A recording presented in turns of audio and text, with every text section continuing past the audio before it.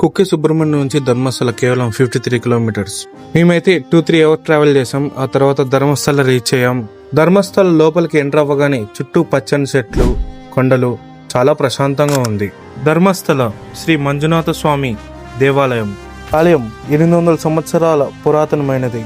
పురాణాల ప్రకారం కాల్రాహు, కలర్కై, కుమారస్వామి, కన్యాకుమారి అని నలుగురు ధర్మ దేవతలు ధర్మ రక్షణ, ధర్మ సంస్థాపన, ధర్మ ప్రచారం కొరకు తగిన వారని అన్వేషిస్తూ ఈ దంపతులు ఉన్న ఇంటికి వస్తారు. అప్పుడు ఆ దంపతులు ఆనందంగా మర్యాదపూర్వకంగా వచ్చి భోజనం పెడతారు. దాని ప్రసన్నులైన ధర్మదేవతలు మరుసటి రోజు వారు కలలో కనిపించి వారు ఉన్న ఇల్లు ధర్మదేవతలకు ఇచ్చేయమని చెప్తారు. వెంటనే ఆ ఇంటిని ఖాళీ చేసి వాళ్ళు వేరే ఇంటికి మారిపోయి ఆ ఇల్లు ధర్మదేవతలకి ఇచ్చేస్తారు. ఆ ఇంటిని నెల్లియాడి అని పిలుస్తారు. ఆ తర్వాత అది దేవాలయంగా మారింది. అదే ధర్మస్థల శ్రీ మంజునాథ స్వామి దేవాలయం. ఈ ఆలయం దక్షిణ కర్ణాటకలో ఉంటుంది.